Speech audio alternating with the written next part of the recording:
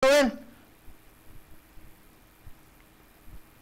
Ang gagawin, to deceive the very elect, if possible. Kung maaari lang dadayain, no? Pero hindi madadaya yung very elected of God. They are predestined, no?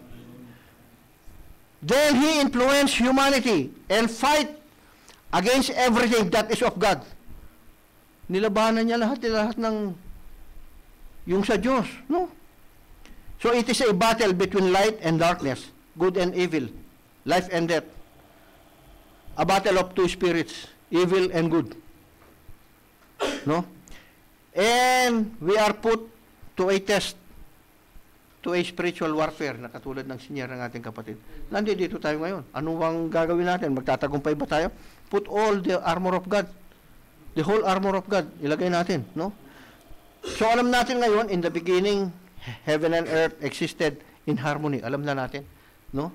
Masaya, walang namamatay, walang tumatanda. Kaya yung kanta kanina, doon sabi niya, wala nang tumatanda. Eh dito, tumatanda pa yung mga tao dito. No? Namamatay, nagkakaproblema. Maya-maya lang. Ang ganda ng masayang nag-uusap yung yung magkasintahan o yung mag-asawa, tapos biglang-bigla mag-iiba, no? Tandaan natin, it's the spirit again, the evil spirit, no?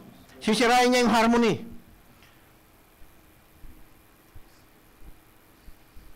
So, yung inihanda ng Diyos sa atin, yung kinreate niya ng una, it is beyond our imagination kung gaano kaganda yun, no? At yung inihanda ngayon sa atin, it is also beyond our explanation, beyond our imagination, kung yung mga inihanda ng Diyos nito sa atin. Gusto kasi ng Diyos yung fellowship. Kaya yung first couple dun sa Garden of Eden, no? The Lord God visited